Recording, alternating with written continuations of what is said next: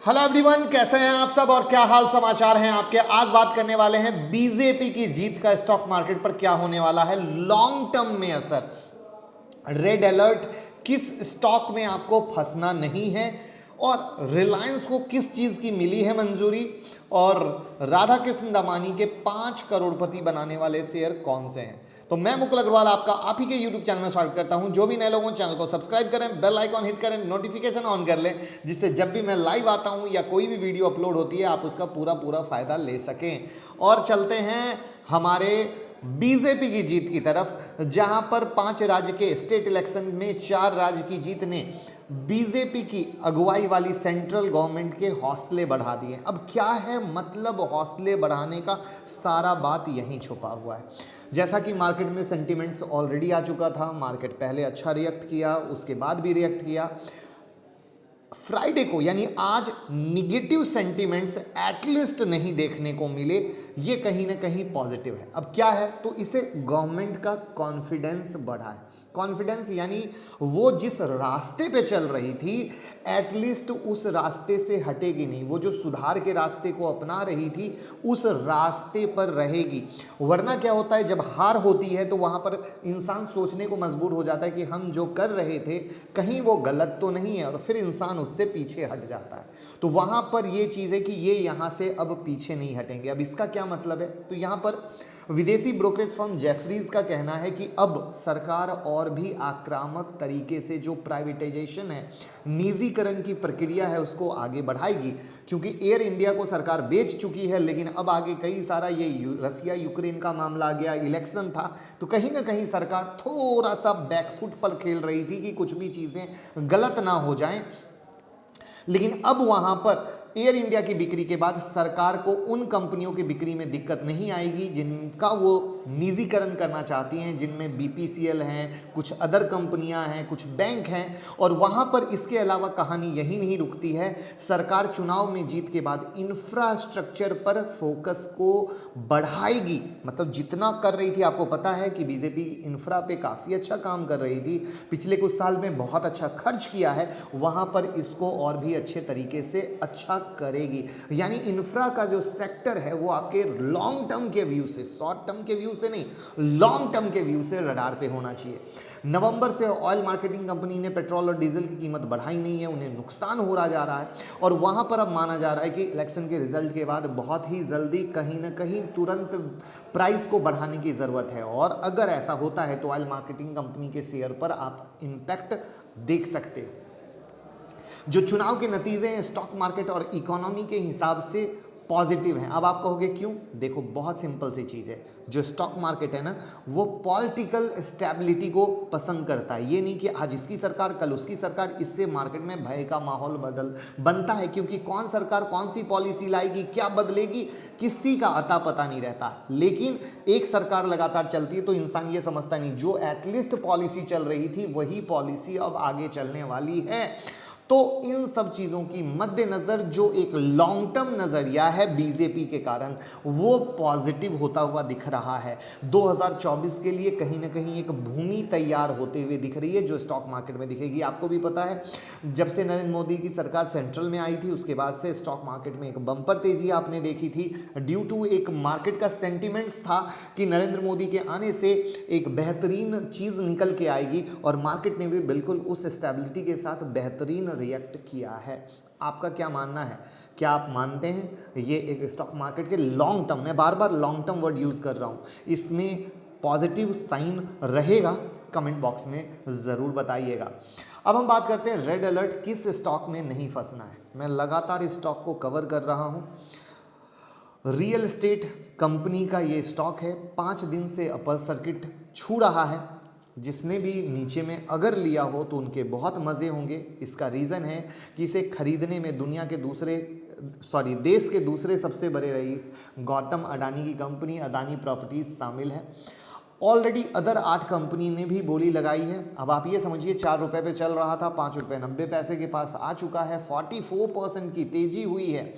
वहाँ पर जो दूसरी कंपनी है, शारदा कंस्ट्रक्शन है, बी राइट रियल एस्टेट है, अर्बन अफोर्डेबल हाउसिंग है, टॉस्कोनो इंफ्रा है, देवलैंड हाउसिंग है। HDIL की जो रिजोल्यूशन प्रोसेस है पिछले महीने फिर से शुरू हुई थी, क्योंकि ये NCLT में थी। लोगों को बर्बाद करने में इस कंपनी का बहुत बड़ा हाथ है, क्योंकि जो इनके प्रमोटर थे उन्होंने करोड़ों रुपए का घोटाला किया था। तो इन सब के मद्देनज़र अदानी ग्रुप का नाम आने से ये माना जा रहा है कि इस कंपनी के दिन फिर जाएंगे। बट मैं एक ही चीज़ याद दिलाऊंगा, आलोक इंडस्ट्री जैसी कंपनी को रिलायंस ने लिया, कौन सा बम्पर रिटर्न दे दिया। सिर्फ जब मार्केट में हाइप थी तब लगातार अपर सर्किट लगा था, लोग बहुत एक्साइटेड में आके ऊपर ऊपर भी स्टॉक पकड़े थे। उसके बाद वो स्टॉक गिरा, लोग फंस गए थे। जेट एयरवेज सेम कहानी हुई। तो प्लीज़ इस बात को समझिएगा। क्या होता है, जैसे कंपनी है, अदानी लेंगे अच्छी बात, अच्छा करेंगे अच्छी बात, लेकिन अच्छा कब होगा, कितने दिन में होगा, कैसे होगा, ना आप जानते हैं ना हम। वहाँ पर मार्केट को चाहिए बुक में ऑर्डर, बुक में balance sheet, profit, cash flow. Stock market ये सारी चीज़ें देखता है, वो सब आने में वक्त लगेगा। आज यस बैंक देखिए, बहुत कुछ हो गया, बहुत तरीके से काम हो रहा है। क्या हो गया? तो ये कई सारी चीज़ें हैं जिसको प्रैक्टिकल रखेंगे तो भैया समझ पाएंगे, वरना फंस जाएंगे। तो हमारा काम है आपको सही गाइड करना। अगर आप हमारी बात से एग्री है तो फटाफट लाइक का बटन तो दबा दीजिए। और आप लोगों के लिए एक बहुत ही प्यारा सा शॉर्ट का अलग चैनल स्टार्ट किया है। जी हाँ, शॉर्ट्स का, यूट्यूब पे एक शॉर्ट्स का बहुत ही यूनिक, बहुत प्यारे, बहुत लर्निंग वाले शॉर्ट्स हम डाल रहे हैं। लिंक डिस्क्रिप्शन बॉक्स में है, ज़रूर आप उसको ज्वाइन कीजिएगा। अब हम बात करते हैं रिलायंस को मिली मंजूरी किस चीज़ की। रिलायंस लगातार कई एंगल पे लगातार काम कर रहा है। सबसे पहले तो कल एक वीडियो बनाई थी मैंने, जहाँ पे बताया था रिलायंस के पावर के बारे में कि रिलायंस ने किस तरीके से अमेजोन को रातों रात चकमा दे दिया। कहाँ पर, जिसको कहते हैं ना कि रिलायंस की यानी मुकेश अंबानी की खामोशी को अमेजोन ने कुछ ज़्यादा ही अलग तरीके से लिया, और वही हुआ कि शेर गरजा तो सारी चीज़ें लाइन पर आ गई। वो वीडियो ज़रूर कल की देखिएगा। आज की कहानी मैं बताता हूँ कि रिलायंस के जो गैसिफिकेशन एसेट है उसको अलग इकाई में ट्रांसफ़र को शेयर होल्डर और क्रेडिटर की मंजूरी मिल गई है। कंपनी ने शुक्रवार को यानी आज इस बात की जानकारी दी। अब इससे क्या होगा, अपनी गैसिफिकेशन यूनिट को अलग सब्सिडरी में जो ट्रांसफ़र का है उसका प्रोसेस शुरू किया जाएगा। अब ये जो गैसिफिकेशन जो यूनिट है ये सिंथेसिस गैस का प्रोडक्शन करती है। अब इससे क्या होगा, रिलायंस के बिजनेस की वैल्यू में वैल्यू अनलॉकिंग होगी। और मैं लगातार एक बात हमेशा कहता हूँ, रिलायंस का टारगेट 5000, रिलायंस का टारगेट 5000। क्यों? क्योंकि रिलायंस हर एक जगह इतने सोच समझ के काम कर रहा है, इतने ठोक पीन के काम कर रहा है, और जिस तरीके से वो अपने वैल्यू अनलॉकिंग पे काम कर रहा है वो बहुत ही ज़्यादा ज़बरदस्त है, बहुत ज़बरदस्त है। तो वहाँ पर अगर आपका प्रॉस्पेक्ट 5 साल का है तो रिलायंस आपके पोर्टफोलियो में एज अ SIP मोड में, एक बार के इन्वेस्टमेंट की बात नहीं कर रहा हूँ, एज अ SIP मोड में हमेशा होना चाहिए। रिलायंस ने एक ऐसी स्ट्रेटजी तैयार की है जिसमें पूरी तरीके से जो रिसाइकलेबल एनर्जी है ना उसको जगह दी जाएगी। कंपनी को जीरो कार्बन एनर्जी कंपनी बनाने में मदद मिलेगी, क्योंकि कंपनी ऑलरेडी अनाउंस कर दी है 2030 तक हम जीरो कार्बन होने में हैं। कंपनी एनर्जी की ज़रूरत को पूरा करने के लिए दोबारा इस्तेमाल होने वाले वैल्यू मटेरियल और केमिकल का इस्तेमाल कर रही है। यहाँ पर कंपनी ने क्या कहा है कि गैसिफिकेशन एसेट के रीपॉजिंग से फीड स्टॉक के भरोसेमंद सोर्स के रूप में जो सिन गैस है उसका इस्तेमाल करेंगे। इससे घरेलू डिमांड पूरी होगी, बिजनेस बढ़ेगा, रेवेन्यू बढ़ेगा, और ये सारी चीज़ें उन्होंने शेयर होल्डर को बताई हैं। अब यहाँ पर कंपनी ने फरवरी में भी बताया था कि सीन गैस के इस्तेमाल को देखते हुए इस बिजनेस से जुड़े जोखिम के दूसरे बिजनेस से अलग होने की संभावना है। क्यों? क्योंकि सब बिजनेस का अपना अपना एस्पेक्ट्स होता है। तो इस तरीके से हम अलग करेंगे तो इन्वेस्टर को भी मौका मिलेगा और चीज़ें भी निखर के आएंगी, वैल्यू भी अनलॉकिंग होगी। वही है आपके सामने, and that's the big reason. मैं हमेशा कहता हूँ रिलायंस अगले 5 साल में 5000। आपको क्या लगता है? क्या आप रिलायंस के 5000 टारगेट से एग्री करते हैं? कमेंट बॉक्स में ज़रूर बताइएगा। और ट्विटर और टेलीग्राम से जुड़ जाइएगा। ऑप्शन की बहुत ही प्यारी रामबाण बुक डाल दी गई है टेलीग्राम में, उसको देखिए, सीखिए। बहुत लोग बोल रहे हैं उसको बाइबल, आपका क्या नज़रिया है? लिंक सिर्फ डिस्क्रिप्शन में है, उससे जुड़िए, बाकी कोई भी लिंक फर्जी है। अब हम बात करते हैं दमानी के 5 करोड़पति बनाने वाले शेयर। जी हाँ, देखिए डी-मार्ट के जो फाउंडर है ना राधा कृष्ण दमानी, अपना पोर्टफोलियो अपनी ही इन्वेस्टमेंट फर्म के ज़रिए मैनेज करते हैं, और उस कंपनी का नाम है ब्राइट स्टार इन्वेस्टमेंट। अब स्टॉक मार्केट में सीखने के 2 तरीके हैं। पहला तरीका अपनी गलती से सीखें, जो बहुत कम लोग कर पाते हैं, क्योंकि हम लोग अपनी गलती को कभी भी समझ ही नहीं पाते हैं। और दूसरा तरीका है जो स्टॉक मार्केट के दिग्गज हैं उनसे सीखने का, यानी ये नज़र रखने का कि वो कहाँ पैसा लगा रहे हैं। लेकिन इसका ये मतलब नहीं है कि दौड़ के हम वहीं पैसा लगाएं, क्यों, उस पर भी आएंगे। सबसे पहले आप जान लीजिए कि दमानी जी के जो पोर्टफोलियो उसमें 14 स्टॉक है, उसमें से कुछ स्टॉक जो एकदम मस्त हैं वो लेके आया हूँ, लेकिन मस्त की भी कुछ सच्चाई है, इसलिए मैं कहता हूँ पूरा सुनो। पहला है डी मार्ट। अब डी मार्ट के बारे में आप जानते हैं सुपरमार्केट चेन चलाती है।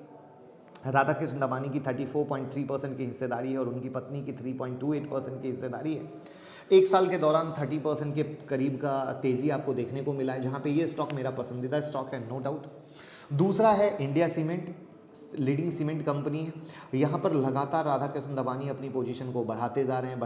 अगर उनके कंप्लीट फैमिली की बात करें तो 22.76% हो चुका है और उनकी पर्सनल हिस्सेदारी की बात करें तो 11.34 हो चुका है। वहाँ पर अगेन इंडिया सीमेंट की पोटेंशियल मैंने बहुत पहले आप लोगों के साथ कैप्चर की थी, जिसको मैं ऑलरेडी काफ़ी टाइम से आप लोगों को दिलवा चुका हूं। मैं ज़रूर चाहूँगा कि आप लोग इंडिया सीमेंट को किस रेट से लेके बैठे हो, अगर मेरी एडवाइस पे, तो कमेंट बॉक्स में ज़रूर बताइएगा। लेकिन मुझे इंडिया सीमेंट अच्छा लगता है।